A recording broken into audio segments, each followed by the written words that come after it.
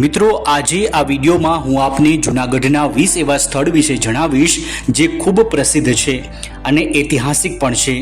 એટલે જો આપની પાસે 2 કે 3 દિવસનો સમય હોય તો જ આપ જૂનાગઢ ફરવા આવવાનો પ્લાન બનાવજો, કારણ કે એક દિવસની અંદર જૂનાગઢના આ બધા જ સ્થળો ફરવા લગભગ અશક્ય છે।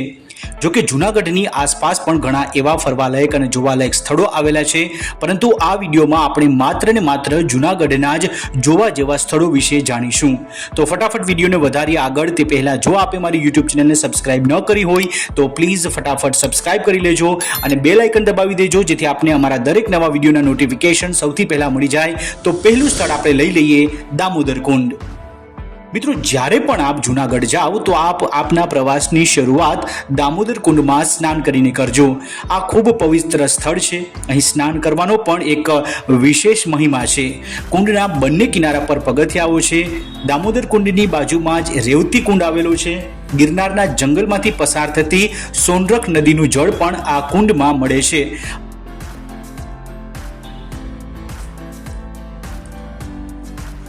અશોકનો શિલાલેખ।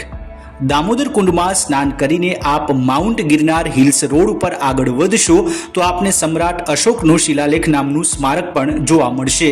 અહીં એક વિશાળ શિલા છે જેમાં પાલી અને બ્રાહ્મી ભાષામાં સમ્રાટ અશોકના ઉપદેશો આલેખાયેલા છે।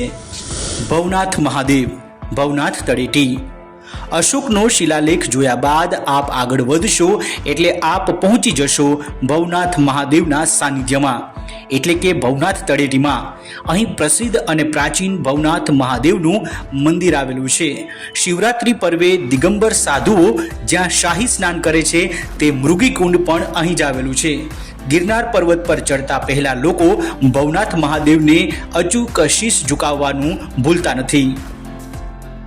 ભવનાથ મહાદેવના દર્શન કરીને આગળ વધશો એટલે આપ પહોંચી જશો ગિરનાર પર્વતના પ્રવેશ દ્વારે।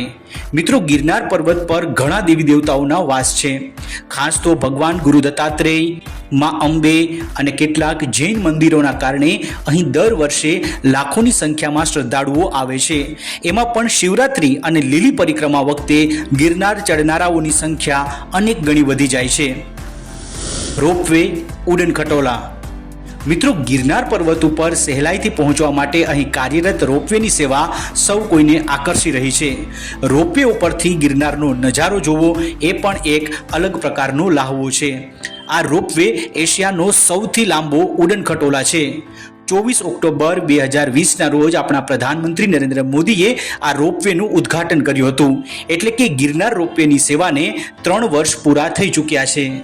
કાશ્મીરી બાપુનો આશ્રમ। ગિરનારના દર્શન કરીને આપ ફરી તળેટી આવો તો ભવનાથ તળેટીમાંથી જ એક રસ્તો જંગલના માર્ગેથી આશરે 3 કિલોમીટરના અંતરે કાશ્મીરી બાપુનો આશ્રમ આવેલો છે। કુદરતી પ્રકૃતિથી ઘેરાયેલા આ સ્થળ પર આપને અવિરત આધ્યાત્મિક શાંતિનો અનુભવ થશે। અહીં આપ ગમે ત્યારે આવો, આપને શુદ્ધ અને સાત્વિક ભોજન પ્રસાદી લીધા વગર નહીં જવા દેવામાં આવે। જટાશંકર મહાદેવ। જંગલ વિસ્તારમાં આવેલું મહાદેવનું આ મંદિર ખૂબ પ્રાચીન અને અલૌકિક છે। અહીં દેવાધિદેવ મહાદેવ જટાશંકર તરીકે બિરાજમાન છે। શ્રાવણ મહિનામાં અહીં મોટી સંખ્યામાં ભાવિકો આવે છે। આ સ્થળ નદી, ઝરણા અને ગાઢ વૃક્ષોથી ઘેરાયેલું છે। દાતાર પર્વત।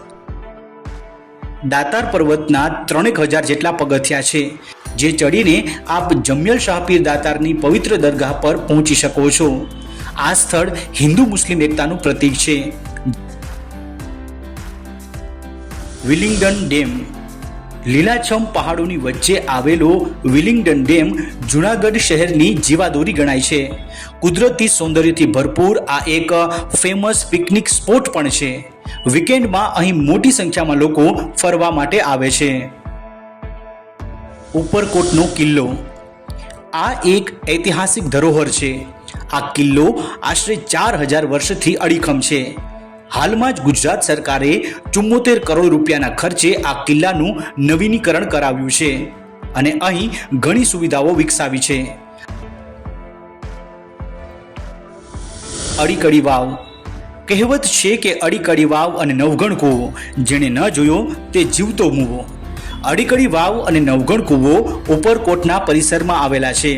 આ વાવની વિશેષતા એ છે કે તેને ખોદવામાં આવી નથી, પરંતુ કુદરતી ખડકોમાંથી કોતરવામાં આવી છે. 123 ફૂટ ઊંડા કૂવાના તળિયા સુધી પહોંચવા માટે સાંકડી પરસાળમાં 166 પગથિયા બનાવવામાં આવ્યા છે. નવઘણ કૂવો. ઉપરકોટના પરિસરમાં જ નવઘણ કૂવો આવેલો છે, જે સ્થાપત્યની દ્રષ્ટિએ ખાસ છે. સામાન્ય રીતે ગોળ જણાતો કૂવો અહીં ચોરસ પ્રકારે બંધાયેલો છે, તેમજ ચક્રાકારે પગથિયા આવેલા છે. અડીકડી વાવની જેમ આ કૂવો પણ કોતરવામાં આવ્યો છે. લગભગ 150 થી 200 ફૂટ નીચે આવેલા આ કૂવામાં હવા ઉજાસ માટે દિવાલમાં બાકોરા કરવામાં આવ્યા છે. નરસિંહ મહેતાનો ચોરો. જૂનાગઢની એક ઓળખ એટલે નરસૈયાની નગરી. ભક્ત કવિ નરસિંહ મહેતા સાથે જોડાયેલા અનેક સ્થળો જૂનાગઢમાં આવેલા છે, જેમાંનું એક દર્શનીય અને મહત્વનું સ્થળ એટલે નરસિંહ મહેતાનો ચોરો. અહીં બેસીને જ નરસિંહ મહેતાએ અનેક પદો લખ્યા છે, તેમજ ભગવાન કૃષ્ણની સાચી ભક્તિ પણ કરી છે. આજે પણ આ સ્થળ દર્શનાર્થીઓ માટે આસ્થાનું પ્રતીક બની રહ્યું છે. સક્કરબાગ પ્રાણી સંગ્રહાલય. સક્કરબાગ પ્રાણી સંગ્રહાલયને જૂનાગઢ ઝૂ તરીકે પણ ઓળખવામાં આવે છે.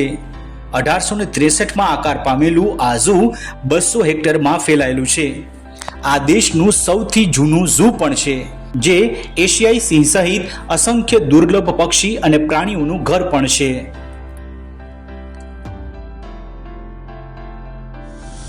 Girnar nature safari park. જૂનાગઢના ગિરનાર જંગલમાં ઇન્દ્રેશ્વર નાકાથી પાતુરણ નાકા સુધીના 13 કિલોમીટરના રૂટ પર સિંહ દર્શન માટે નેચર સફારી પાર્ક બનાવાયો છે. અહીં પણ સાસણગીરની જેમ જીપ્સીમાં બેસાડીને સિંહ દર્શન કરાવાય છે. જૂનાગઢ મ્યુઝિયમ. ભારતમાં મ્યુઝિયમોની સંખ્યાની દ્રષ્ટિએ ગુજરાતનો બીજો નંબર આવે છે. ગુજરાતમાં કુલ 26 મ્યુઝિયમો હતા, જેમાં જૂનાગઢના 2 મ્યુઝિયમોનો પણ સમાવેશ થાય છે. હાલ વર્તમાનમાં જૂનાગઢમાં એક જ આ મ્યુઝિયમ આવેલ છે, જેમાં રાજા મહારાજાઓ અને નવાબોના જૂનવાણી હથિયારો, વસ્ત્રો સહિત અસંખ્ય અમૂલ્ય વસ્તુઓ સંગ્રહિત થયેલી છે. મહાબત મકબરો. મહાબત મકબરો પહેલીવાર જોતા તે બિલકુલ તાજમહેલ જેવો દેખાય છે.